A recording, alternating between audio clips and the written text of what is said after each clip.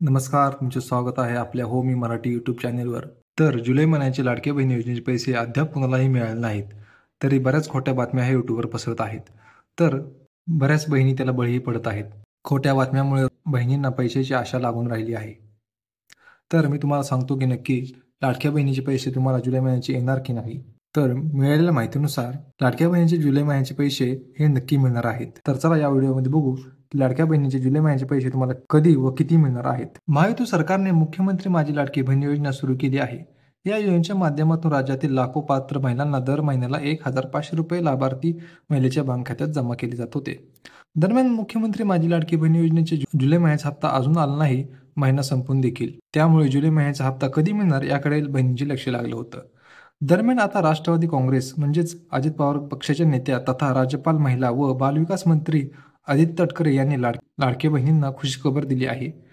रक्षाबंधनाची भेट मिळणार आहे. म्हणजेच रक्षाबंधनाच्या पूर्वसंध्येला जुलै महिन्यात 1,500 रुपये राज्य सरकारकडून लाडक्या बहिणीला वितरित करण्यात येणार असल्याची माहिती आदित्य तटकरे यांनी दिली होती.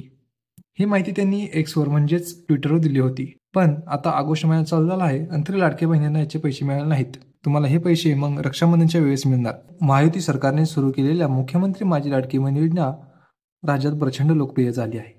निवडणुकीच्या पार्श्वभूमीवर सरकारने योजना आणली होती आणि महिलांनी या योजनेला उचलून धरले होते.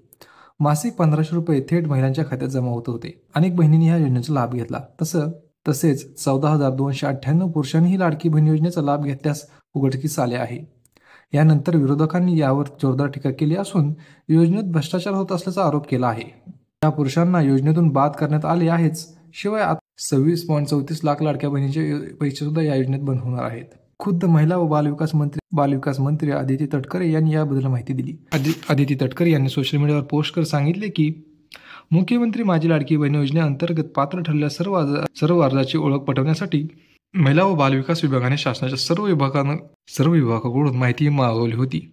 यानुसार माहिती व तंत्रज्ञान विभागाने सुमारे 26.34 लाख लाभार्थी अपात्र असताना देखील लाडकी बहीण योजनेचे लाभ घेत असल्याची माहिती सादर केली आहे. तर हे कारण सुद्धा असू शकते की तुम्हाला लाडक्या बहिणीचे पैसे उशिरा मिळेल.